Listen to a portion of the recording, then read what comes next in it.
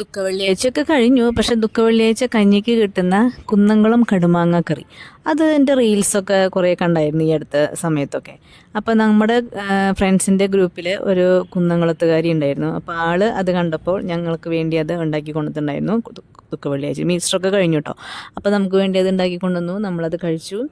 അപ്പം പലർക്കും പല ടേസ്റ്റ് ആയിരിക്കുമല്ലോ. അപ്പോൾ എനിക്ക് അത്ര ഹൈപ്പിൻ്റെ അത്രയൊന്നും എനിക്ക് തോന്നിയില്ല, പക്ഷെ കുഴപ്പമില്ല. പിന്നെ വേറൊരു ഫ്രണ്ട് കൊണ്ടുവന്നു ഇരുമ്പമ്പുളി സാധാരണ ഉപ്പിലിട്ടതൊക്കെയാണുള്ളത്, പക്ഷേ ഇത് നല്ല തേനിലിട്ടത്. തേനാണോ എന്നറിയില്ല, നല്ല മധുരമുള്ള ഇരുമ്പമ്പുളി ആയിരുന്നു.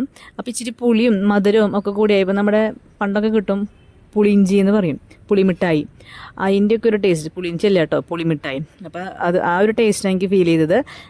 അപ്പോൾ ഇതെങ്ങനെയാണ് ചെയ്യണമെന്ന് ചോദിച്ചിട്ട് അതിൻ്റെ വീഡിയോ പിന്നീട് ഇടുന്നതായിരിക്കും. അപ്പോൾ ഇന്നത്തെ വീഡിയോയിൽ ഇത്രയേ ഉള്ളൂ. അപ്പോൾ അടുത്ത വീഡിയോയിൽ വീണ്ടും കാണാം. ബൈ.